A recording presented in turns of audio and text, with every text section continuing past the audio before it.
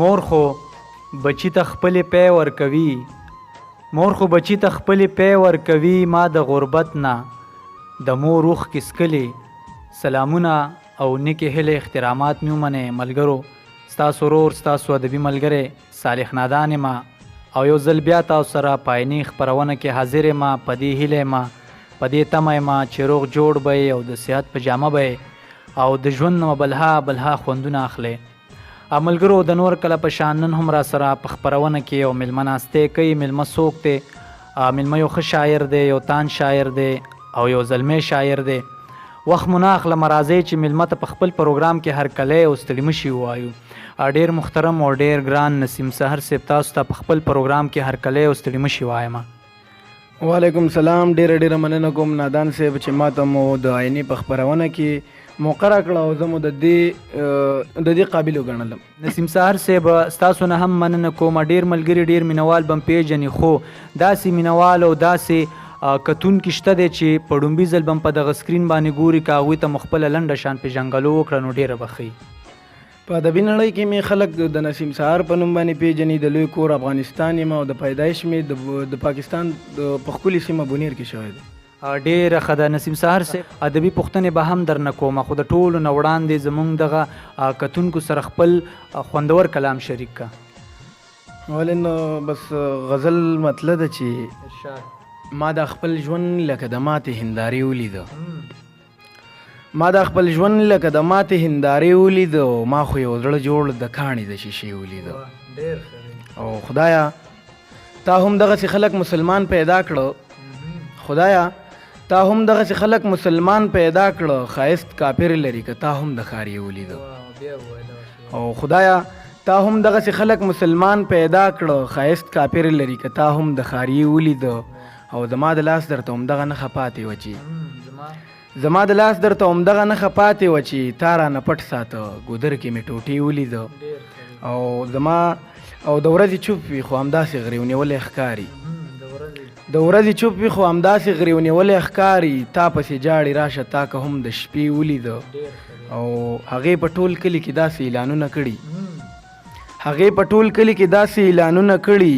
نورې پرې نه دی که تاسو د غرمې ولیده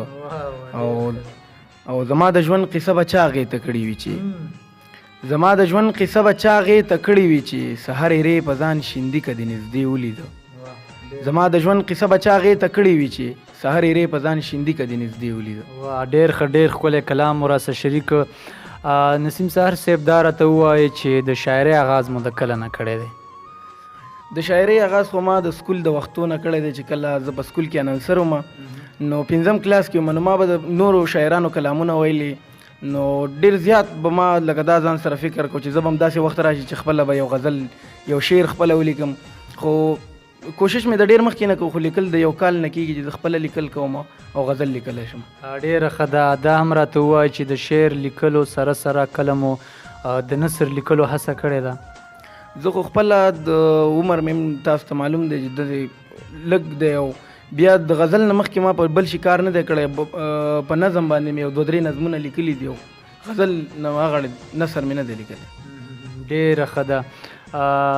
ملګري به هم په تمه یي چې نور هم خوندور شعرونه ترېنه واورو نو خپل نور شعرونه ورته ډالۍ کړي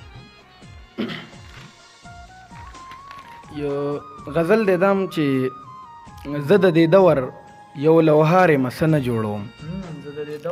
زه د دې دور یو لوهارې مسه نه جوړوم خو ستا دپاره به د کاڼو نه رانجه جوړوم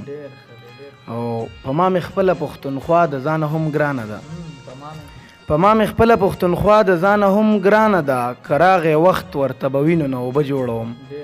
او په ما نفاق داسې بلا کرښې رایستې دي چې په ما نفاق داسې بلا کرښې رایستې دي چې اوس په کوڅه ګرځم پښتانه جوړوم او ماته د خپلې مور د خولې یوه خبره یاد شي ماته د خپلې مور د خولې یوه خبره یاد شي زویه پنکار شه بیا د سترګو ته باڼه جوړوم او زما د هغې نازولې خورکۍ هغه غیرت زما د هغې نازولې خورکۍ هغه غیرت هغې هډوکې ټکول ویلې خواږه جوړوم او زمونږ په کور کې غریبۍ داسې نڅا کوله زمونږ په کور کې غریبۍ داسې نڅا کوله مور مې ویل درته سیزنۍ نه یو لینده جوړوم ډېر ښه داسې نور کوم شعرونه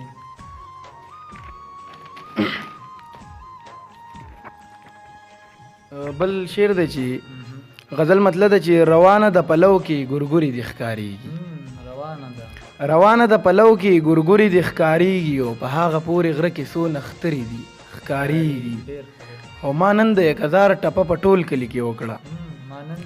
ما نن د 1000 ټپه په ټول کلي کې وکړه، نو ټولو خلکو وویل دا سندرې دي ښکاریږي. او تراشه درته وښیم د هغه ملا کوره، تراشه درته وښیم د هغه ملا کوره، په بام باندې ناستې څو کونترې دي ښکاریږي. او په دغه معاشره کې بس 2 کوره پښتانه دي، په دغه معاشره کې بس 2 کوره پښتانه دي، هغه اوس د یو بل نه لري لري دي ښکاریږي. او د امن په سندرو دلته ډېر خلک پدار شول، د امن په سندرو دلته ډېر خلک پدار شول، زه الوزم ما پورې وزرې دي ښکاریږي. او سهار رنگ دی زیړ دی او د چا په خیال کې ډوبي، سهار رنگ دی زیړ دی او د چا په خیال کې ډوبي، پتا کې خو همدا یو څو خبرې دي ښکاریږي. ډېر ښه، ډېر ښکلی، ډېر زبردست، ډېر خوندور شعرونه مو راسره شریک کړل. ستاسو نه یوه نړۍ مننه کومه چې موږ سره په دغه خپرونه کې ناستې وکړه.